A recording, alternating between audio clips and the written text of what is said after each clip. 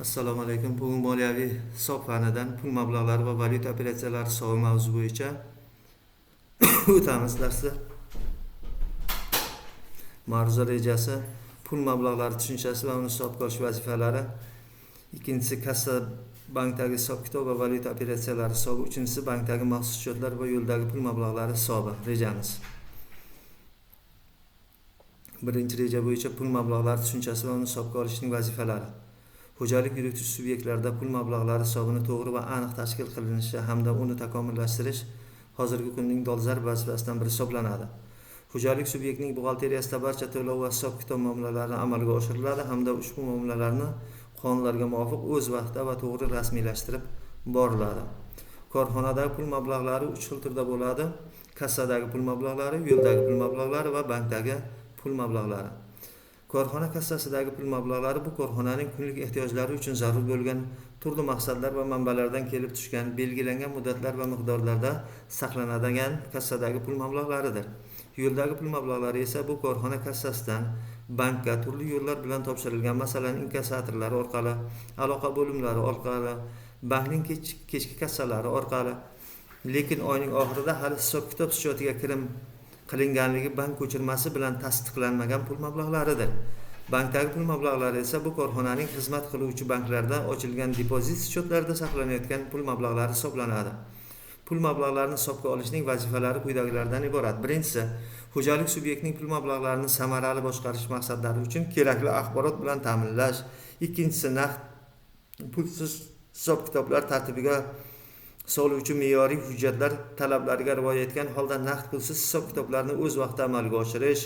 Uchinchisi, hisob registrlarida to'lov va hisob-kitob muomalalarini, pul mablag'lari mavjudligi hamda harakatlarni to'liq va tezkor aks ettirish. Pul mablag'larini hisobga olish vazifalari.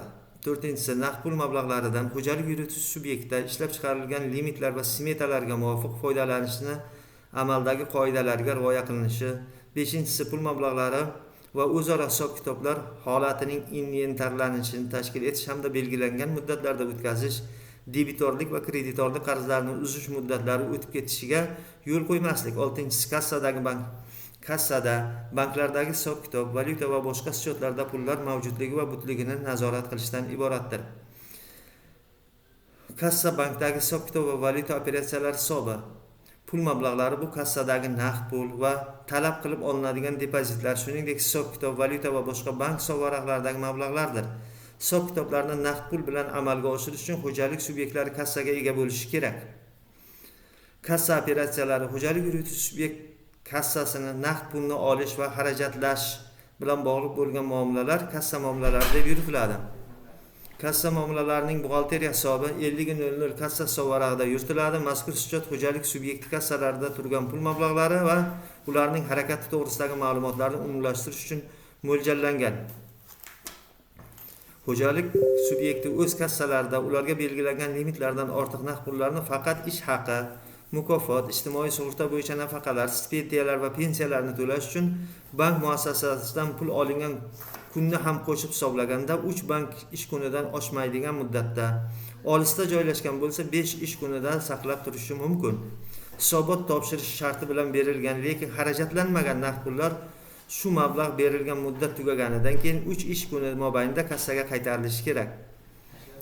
Xo'jalik subyekti kassasidan naqd pullar chiqim kassa orderlari asosida yoki tegishlicha rasmiylashtirilgan boshqa hujjatlar, to'lov vedomstlari, pul berish to'g'risidagi arizalar, to'lovnoma va boshqalarga asosan beriladi. Naqd pul olish uchun to'ldirilgan hujjatlarda xo'jalik subyektlar rahbarlari va bosh buxgalterlari yoki ularning vakolat bergan shaxslarning imzosi bo'lishi kerak. Kassir pulni faqat chiqim kassa orderi yoki uning o'rnini bosuvchi hujjatda ko'rsatilgan shaxsga beriladi. Kassir ish haqi, ish qobiliyatini vaqtincha yo'qotish nafaqasi, stipendiya, pensiya va mukofotlarda har bir oluvchi uchun chiqim kassa order tuzmasdan to'lov hisob-kitob, to'lov vedomstlari bo'yicha ham berishi mumkin. Kassa kirim va chiqim orderlari yoki ularning o'rnini bosuvchi hujjatlar kassaga yuborilishidan oldin buxgalter tomonidan kirim va chiqim kassa orderlarini ro'yxatga olish daftarida qayd etiladi. Kassa daftariga yozuvlar kopirovka qog'ozlari orqali sharikli ruchkada 2 nusxada yoziladi. Sahifalarning ikkinchi nusxasi qirqib olinib, hujjatlar ilova qilingan holda kasr hisoboti sifatida topshiriladi. Varaqning siyohda yozilgan asl nusxalari kassa daftarida qoladi. Kassa bankdagi hisob-kitob va valyuta schyotlar operatsiyalar hisobi. Bunda kassa muomalalaridan hisobga olish jarayoni, kassa kirim orderi, kassa chiqim orderi, kassa kitobi, kassa kirim va chiqim orderlarini qayd qilish jurnallari orqali amalga oshiriladi. Kassadagi xo'jalik yurituvchi subyektlar o'zlarining bo'sh vaqtincha ishlatilmayotgan pul mablag'larini bankda saqlashlari shart.